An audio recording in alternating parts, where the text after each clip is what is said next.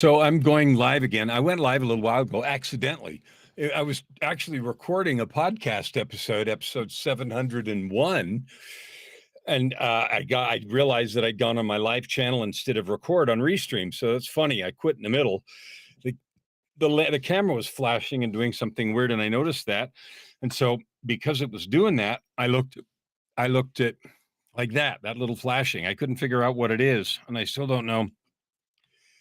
I don't know if the interface I have between the camera and the computer is dodgy or what, but it's okay, whatever it is. And so anyway, I was looking at that, and that caused me to look at the Restream screen more closely, and then I realized I was actually live streaming. But I'm not going to take that down. It's part of a 6-episode series in my podcast, starting with episode 698 through 704, that talk about dying. The near-death experience I had, and actually wasn't near death. I died. My heart stopped.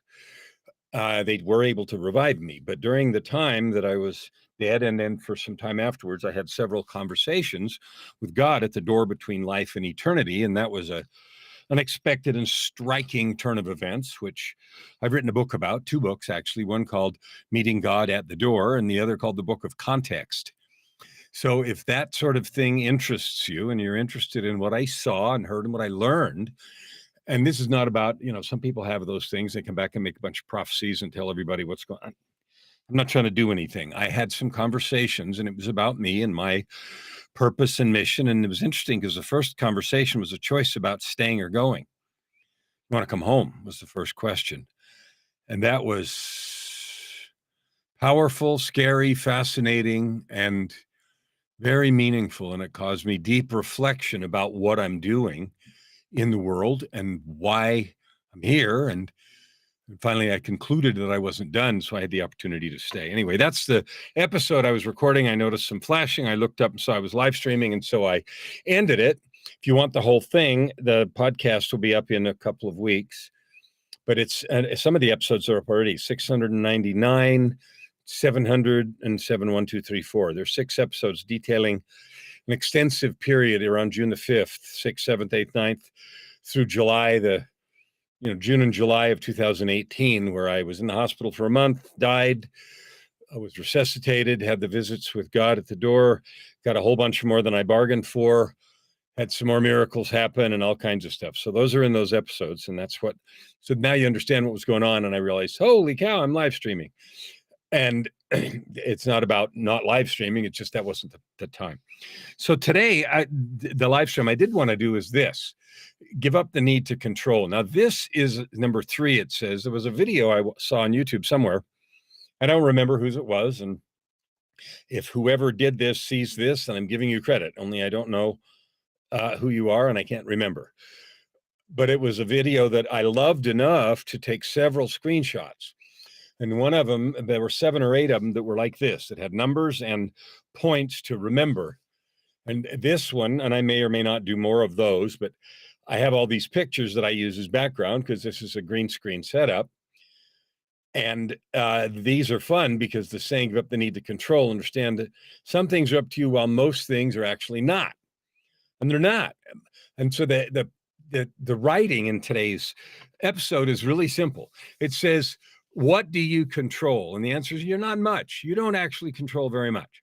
The good news is you control everything that's important. I want you to sit on that for a minute. You control everything that's important. And here's the deal. You and I came into the world naked, a baby, helpless, and with absolutely, total reliance on other people. We controlled exactly nothing at that moment. Exactly nothing. Now, our internal mechanism, our brain and subconscious and heartbeat and all those things were going on, automatically, gratefully. And we were able to learn, to walk and all the rest. And what happened as we grew up is we wanted to control more and more of life. We wanted to make things like we wanted them, right? And as an infant, we don't do that. We cry and hope somebody else will come to the rescue, feed us or change a messy diaper or get us warm or cool or whatever needs to happen. But we don't have much of a tool except wah. And that works, and sometimes irritatingly and everything else. But as we grow up, we want to have control. We resent the lack of control. We get angry about the lack of control. And so then what we do is we end up spending so much effort and energy trying to control everybody and everything. We want from the weather, we want the weather to go like we want. I want to go skiing today. The weather better be like this. We want someone else to react a certain way. We don't want somebody to find out about something we did or said. And if we did or say something and someone's got hurt, then we want to control them. We want them to right away forgive us and be okay. Oh, I'm sorry. And we don't control that. And when we don't, and it doesn't come out like we want, it's so frustrating. Well, can't you just, my sister did that to me, one of my sisters. I wrote a book called The Tightrope of Depression, and it was about the violence that I endured as a child and the effect it had had on me. I didn't write it as a diatribe. I wasn't railing on anyone. I just described the experiences that I had of getting the crap beat out of me as a kid, all the way up through high school, but also as a youngster. From, I can remember times as early as 4 or 5, up through when I left home at 17. So for 13 years, I had the crap beat out of me for different things, sometimes very violently, and there's no excuse for that. And I didn't write the book about that. That was mentioned in the stories and vignettes I told about my life. But the reason I wrote the book was because the consequence of that was that I struggled with depression all my life. I believed I wasn't good enough. After all, I got the crap beat out of me all the time. So obviously there's something dramatically, drastically, permanently wrong with me. Right. And so I believed that, and that infected everything I did. It infected my relationships. It infected my career. I created big success and then sabotaged it, lost jobs, lost opportunities. Then I'd go at it again and create a bigger career and wreck that again, and then create a bigger career and wreck that again. And that went on for 35 years. Right. So, of course, one of the things from I was 17 to left home till I was 52, just 15 years ago. So, yeah, I wrote a book about that. And I wrote a book about not the events that happened, but the dealing with it for all those years, because I never had sense enough to go talk to anybody. I didn't understand what depression was. I didn't realize the meaning of all that. I didn't take control in my own hands. There it is, control. I could have done a lot. I could have done a bunch of reading. Why am I behaving like this? Why is this happening? Why am I coping so poorly? I could have asked those questions. I could have gone and asked professionals those questions. I was ashamed. I was embarrassed. I sucked. I was bad. I was convinced that was true. So I behaved like a person who's convinced that it's all their fault and everything's wrong with them, right? So this is where we get to control. Finally, after some divine intervention, literally an invitation, I took control of my life in 2007 and said, I'm going to figure this out. So I did. I changed everything. I changed my career. I started over. I started writing books. I took control of my own life. I got healthy, and everything's been on going up. It didn't all happen at once, but it's been going up since then. So here's the reason it's important to talk about control. One of the things that's typical and that I did is I blamed everything. And that was the reason my sister was mad about the book. She thought I was blaming my mom particularly, but my parents, but my mom principally, for all the things that I'd done wrong in my life. And so her question was, well, can't you just forgive her? Can't you just let it go? And that's like someone wishing someone else would behave. She wanted to control me. Well, can't you just do that? I mean, can't you just be over it? And the answer is yes, I can. I forgive completely. The problem is I was still shaped. My body and heart and spirit were still mangled because of that. A perfect example is a story I've told before about my dog. I got a dog in 2007, right at the time I had that other divine intervention. Maybe the dog was part of it. It changed my life. I never had a dog before, so I didn't know how to raise a dog or anything. Got it as a very young puppy. I think it was August, September, October, November, 4 months old. And we had to, housebreak it and do some other things. And I didn't know how to do that very well. And on New Year's Eve, we were roughhousing around, and I was a little too rough, and the dog bumped into a speaker stand that was in the room. One of those stands on the floor. It had a speaker on it. The speaker fell off and landed on the dog's foot. It broke the dog's metatarsals, all of them, howling in pain. And so on New Year's Eve at midnight, we're running around looking for a veterinarian, emergency hospital. We found one, took him in, did surgery, did all the stuff. But the point is, the dog had a limp forever, and they told us he might. We've done everything we can. He might not heal properly, he might have a limp. So later in life, he developed a limp when he ran too much or it was cold, like they said. But the dog completely forgave me because dogs are like that, right? Gone from their mind. Had fun, played furiously for the rest of his life. So 10 more years. Didn't live all that long, lived till he was 10. That's a story for another live stream. That's a fabulous story. Changed my life. The dog saved my soul, but that's a different story. The dog forgave me completely, but it didn't change the fact that the dog had a limp. So there's a difference between energetically forgiving someone and the residual effect of the pain that was inflicted. So I may have forgiven and have forgiven my parents, my mom particularly, for all that stuff she did a long time ago. I hold no anger, bitterness, or judgment toward her at all. I love her. I understand. I don't know why she did what she did, but I understand it was the best she could do. She didn't wake up every morning, so I'm going to be mean today. I know that. But so forgiveness is complete. The shaping that it did, the limp that my heart and soul carried from believing for decades that I was not good enough, carried on, for many years. And I had 35 because I didn't even start working on it till 2007. And it took 4 or 5 years of intensive work to get to, clean that up. So the reason I say we don't control anything, we only control our choices of attitude, our stance toward life. We choose our thoughts and actions. That's it. Now, thoughts are sometimes random. They come up from past memories or from things that come in from outside stimulus. But what we choose is what we keep.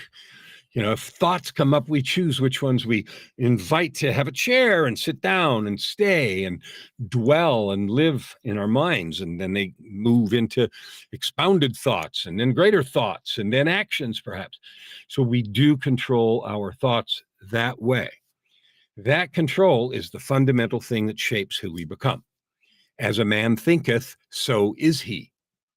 Now, I can't remember where that is, but it's some scripture or sacred literature that's written, and it's true. What we think about, what we ruminate on becomes our driver. It becomes our focus. It drives our actions, and we create life from what we think about. That's the reason you control the most important thing. Your life is what you make it, period. No questions, no exceptions. So the first thing we do control is our thoughts, and the second one we do is our actions, which come from our thoughts. So when I say we don't control anything or much, but we control the most important things, your thoughts and actions are all that matters. And here's why. Your thoughts and your actions create something out of you, your character, your beingness. Your thoughts and actions may also create wealth and so forth. But if you don't treat them well and manage them well, then you create monsters instead of cool stuff. You create a mess of a life instead of majesty, right? Now, the reason I started with the baby thing is we're born naked with nothing. We leave the world naked with nothing. Naked came I, and naked I'm going to depart. Not a single piece of clothing, not a dollar in your bank account, not a single award. No one at the pearly gates, whatever that means, is going to ask you how many people you managed. And what was the last title? What was your highest 5-year salary so we can calculate your retirement income? I mean, your status in heaven. None of that's even important. It's not even going to be mentioned. It's going to seem ridiculous. So if I come naked and I go naked, then the only thing that matters is what I make out of myself, because I came from wherever we came from, the world before, with whatever development we had. And we were given a tiny infant body, and we learned to control and do everything with that. And we're going to leave. And the only thing we're going to leave with is what we have made of ourselves. We all feel intuitively, and it's said a lot, everyone's given some kind of gifts and talents. That's intentional. And what we take with us is what we've made out of those things, what we've made of ourselves with those gifts and talents. That's all we're taking.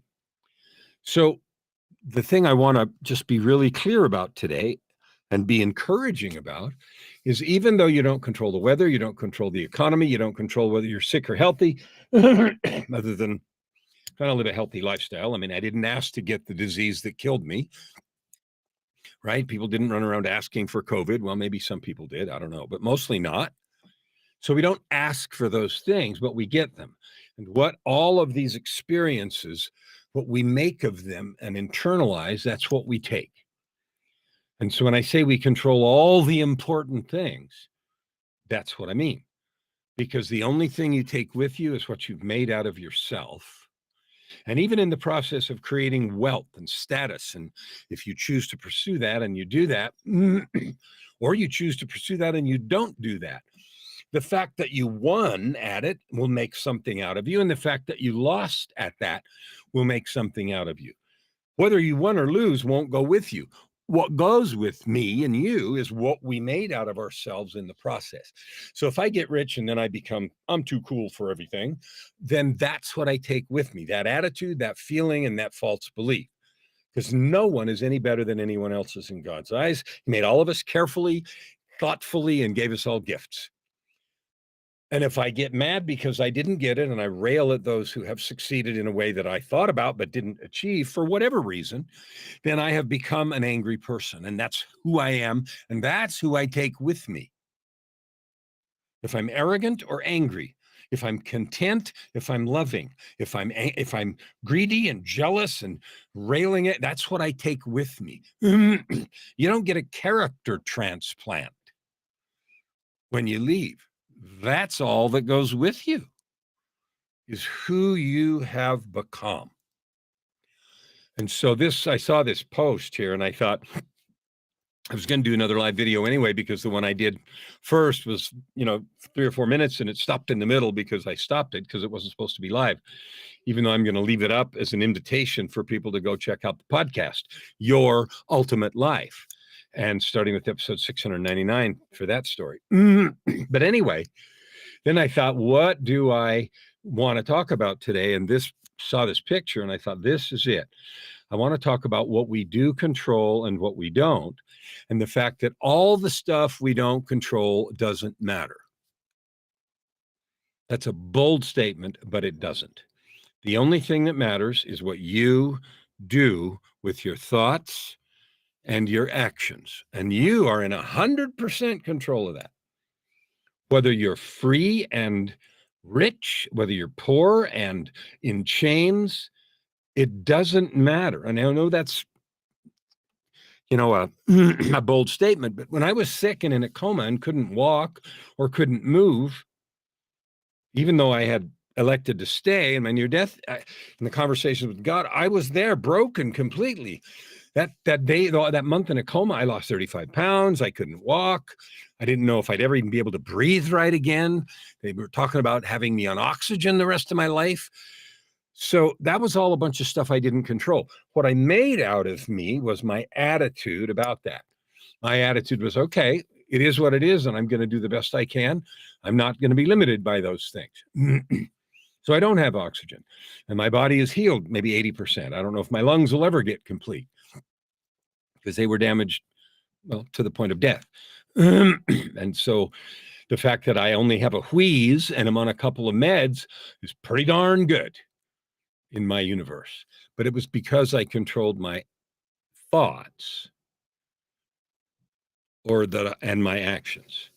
And so if you want to get rich, if you want to be famous, if you want to make a big difference, if you want to add good to the world, right? Whatever your spectrum is, whatever your focus is. I want money. I want power. I want to add good to the world. I want to make a difference. I want to serve people. I want some combination of that. I want freedom to do whatever I want. The way you can get there, to create that life you dream about of purpose, prosperity, and joy, is start focusing on the control of your thoughts, your words inside and outside, and your actions. If you don't control those, you won't have control of where you go. You'll go where other people and other circumstances dictate. If you control those, you can go anywhere you want. If you've made a habit out of not controlling those, then you're going to need some help. Like I did when I finally took the reins of my life. It took me 5+ years to get organized and become a person. And that's something, those things, those limps are things I still work on. So this is all the encouragement I can offer you at this moment in this video. I'm inviting you, if there's anything I can do to help you, it is my business today to help people who are committed to overcoming mediocrity, who are done settling for the easy and obvious, who are tired of being driven and dragged around by their habits, by their words, by their action or lack of it. That's my business, is to help you create the life you want to have, because you can have it. But you have to take the action. And it starts up here and then translates into your action. Reach out to me on any social media, any way you want. If I can help you, love to have a conversation. We'll see you tomorrow.